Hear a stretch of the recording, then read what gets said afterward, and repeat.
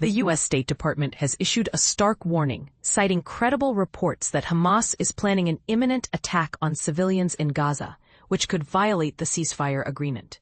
This potential breach of the ceasefire terms has raised tensions and concerns among the international community.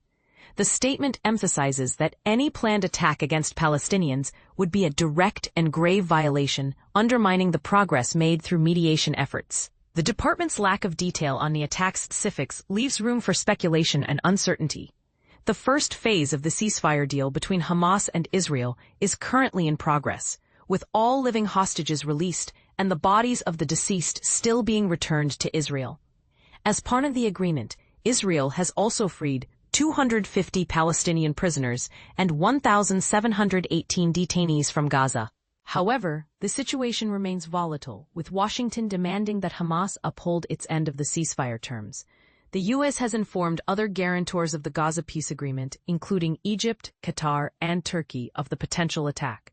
The statement further warns that measures will be taken to protect the people of Gaza and preserve the ceasefire's integrity if Hamas proceeds with the attack. However, Hamas has yet to comment on these claims. President Donald Trump has previously warned Hamas against the killing of civilians, stating that the U.S. would take action if Hamas continued to violate the ceasefire. This threat of military intervention has added to the tension and uncertainty in the region.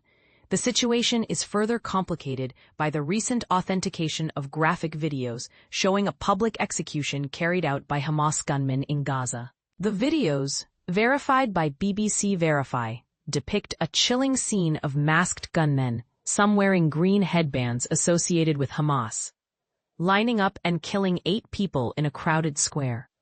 The identity of the gunmen remains unclear, but the incident has raised questions about Hamas's actions and their impact on the ceasefire.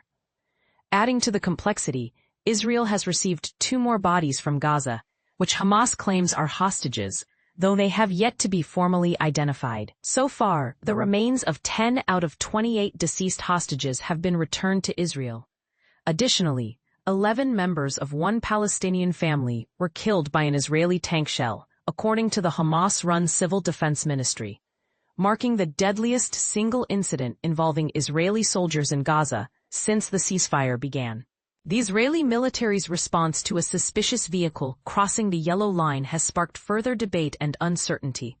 The Israeli military's campaign in Gaza, initiated in response to the 7 October 2023 attack, has resulted in the deaths of at least 68,000 people, according to the Hamas-run health ministry.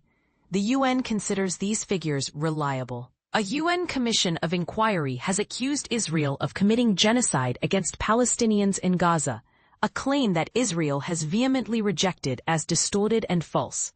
The ongoing conflict and its complex dynamics continue to shape the region's future, leaving many questions unanswered and a sense of urgency for a peaceful resolution.